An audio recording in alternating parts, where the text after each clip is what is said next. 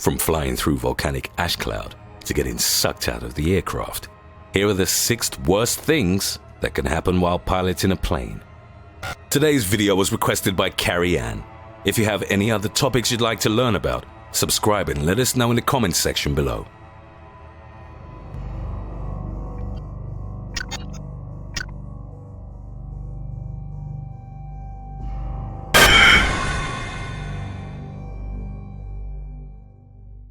Number 6. Flying through a volcanic ash cloud.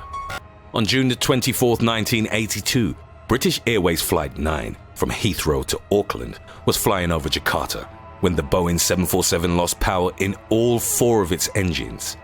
The crew didn't initially understand why this had happened. Volcanic ash from the eruption of Mount Galunggung had blocked the engines, causing them to flame out. The captain and crew tried restarting the engines, but they were unresponsive. Captain Eric Moody made the following announcement to the passengers. "Ladies and gentlemen, this is your captain speaking. We have a small problem. All 4 engines have stopped. We're doing our damnedest to get them going again. I trust you're not in too much distress." Fearing for their lives, many passengers started writing messages for their loved ones. As the cabin pressure dropped, oxygen masks fell from the ceiling. Moody decided to slowly descend to an altitude with enough air pressure to allow for normal breathing. A risky ocean ditching was slowly becoming the only solution. Fortunately, as the plane flew out of the ash cloud, the engines were successfully restarted. The ash cloud had also sandblasted the windshield and landing light covers, which hindered visibility. The landing was difficult, but Captain Moody managed to put the plane down safely and nobody on board was injured. Number 5. Pilot's prosthetic arm falls off. On February the 12th, 2014, as a Flybe flight was approaching Belfast City Airport, the pilot's prosthetic arm fell off. According to the report, the pilot was manually controlling the plane to better deal with the windy weather. Shortly before landing, his artificial lower left arm became detached from its yoke. There wasn't enough time for him to get the co-pilot, and there were also challenging weather conditions to deal with. The pilot moved his right hand from the power levers to the yoke in order to regain control. This resulted in a bounce following the normal touchdown, which caused the plane to land heavy. Fortunately, no one on board was hurt. The pilot stated that in the future, he would assume additional precautions to prevent a similar incident from happening again. Number 4. Multiple failures on a Super Jumbo. Dealing with multiple failures on an aircraft is no easy feat. However, when said aircraft is the Airbus A380, the largest passenger plane in the world, the stakes are definitely higher.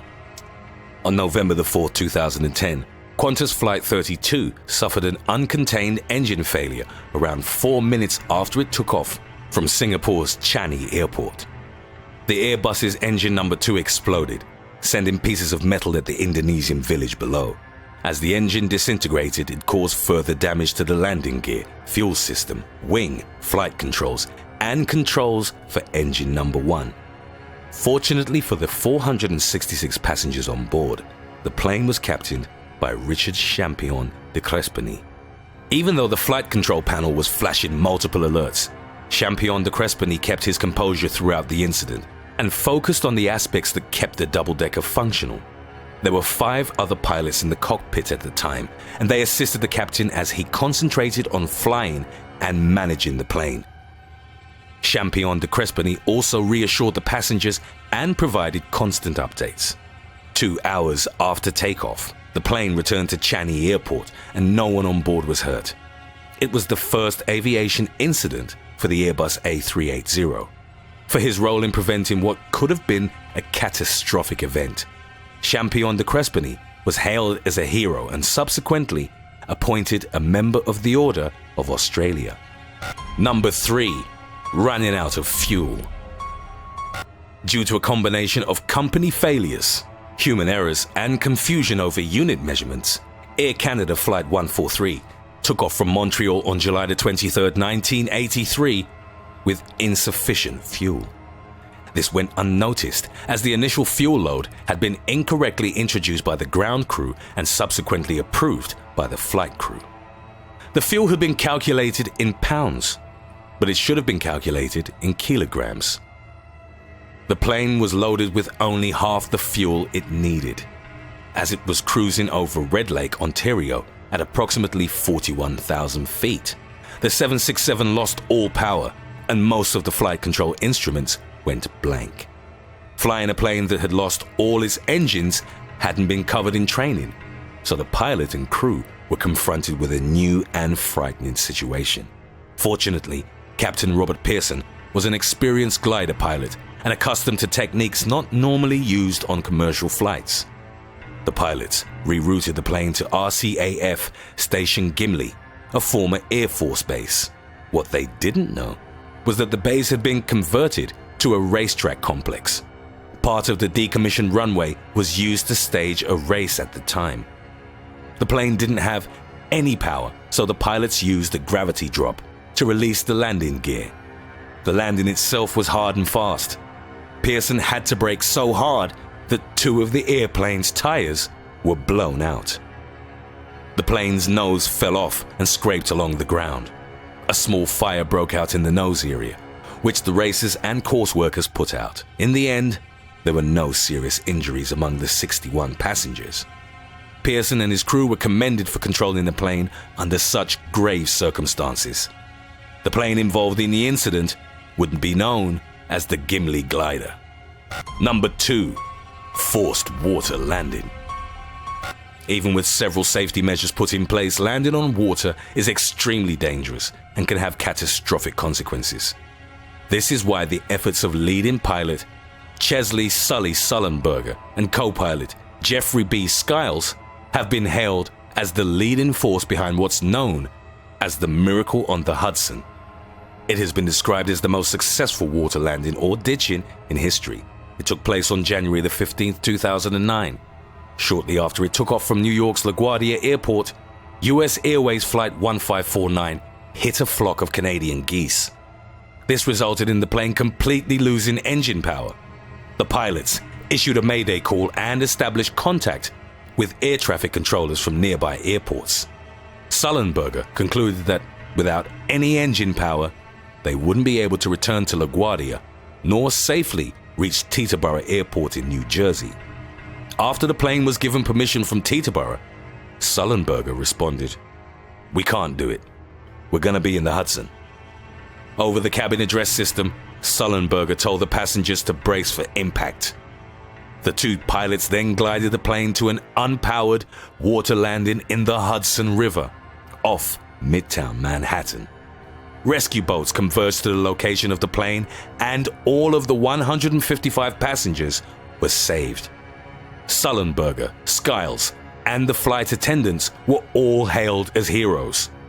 The incident inspired Clint Eastwood's 2016 film, Sully, Miracle on the Hudson, with Tom Hanks in the title role. Number 1. Getting propelled out of the plane. Dangling outside a plane in midair at a speed of nearly 500 miles per hour and sub-zero temperatures has to rank at the top of worst things that can happen to a pilot.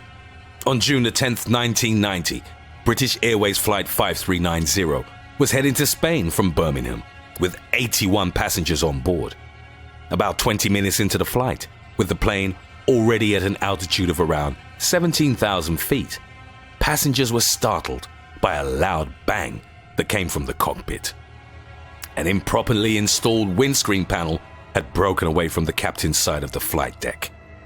The rushing air from the decompression forced Captain Tim Lancaster out of his seat and propelled him head first out of the window. His knees got caught on the flight control panel as his upper torso dangled outside to endure the extreme wind and cold. Flight attendant Neil Ogden, who was present in the cockpit at the time, rushed to grab Lancaster's belt and held onto him. Other cabin crew members secured loose objects and told the passengers to brace for an emergency landing. In the incident, the autopilot had been disengaged and the plane was descending rapidly. The flight deck door had been blown inward into the control console, blocking the throttle and causing the plane to gain speed on its descent. There wasn't enough oxygen for everyone on board, so co-pilot Alistair Atchison assumed control of the aircraft. He began an emergency descent to an altitude with sufficient air pressure. Atchison re-engaged the autopilot and issued a distress call, but the wind noise made communication difficult. By then, Ogden had dislocated his shoulder and developed frostbite on his face from holding on to the captain. 2 other crew members took over the task, and as Lancaster moved a few more inches outside, his head was repeatedly hitting the fuselage. The crew was convinced that the captain was already dead. They continued to hold onto his body for fear that it might fly into one of the engines and damage it. Atchison eventually received clearance for an emergency landing from Southampton Airport. Captain Lancaster suffered bruising, several fractures, shock and frostbite, but amazingly survived his ordeal and continued to pilot commercial planes for another 18 years.